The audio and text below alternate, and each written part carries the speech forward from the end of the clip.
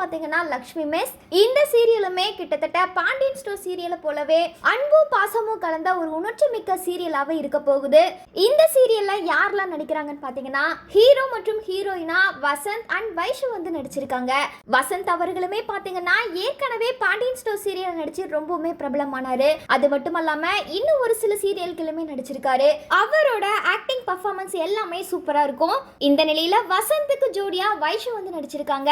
இதுக்கு முன்னாடி பொன்னி அப்படின்ற சீரியல்ல ஹீரோயின் ரோல நடிச்சிருந்தாங்க. அது மட்டும் இல்லாம இன்னும் நிறைய சீரியல்கள் அவங்க நடிச்சிருக்காங்க. அவங்களோட பர்ஃபார்மன்ஸுமே பாத்தீங்கன்னா ரொம்பவுமே சூப்பரா இருக்கும். இதுக்கப்புறம் யார் நடிச்சிருக்காங்கன்னு பாத்தீங்கன்னா பாண்டியன் ஸ்டோர்ல நடிக்கக்கூடிய கோமதி அண்ட் பாண்டியனுமே இதுல நடிச்சிருக்காங்க.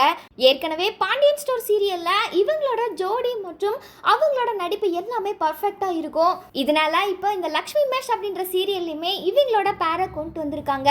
இதை தொடர்ந்து இந்த சீரியல்ல யாரெல்லாம் நடிச்சிருக்காங்கன்னா சங்கரேஷ், மகேஷ், அஜித் உள்ளிட்ட பலரும் நடிச்சிருக்காங்க. இதை தொடர்ந்து பிக் பாஸ் பிரபலமான ரியா இந்த சீரியல்ல ஒரு முக்கியமான ரோல் பண்ணியிருக்காங்க.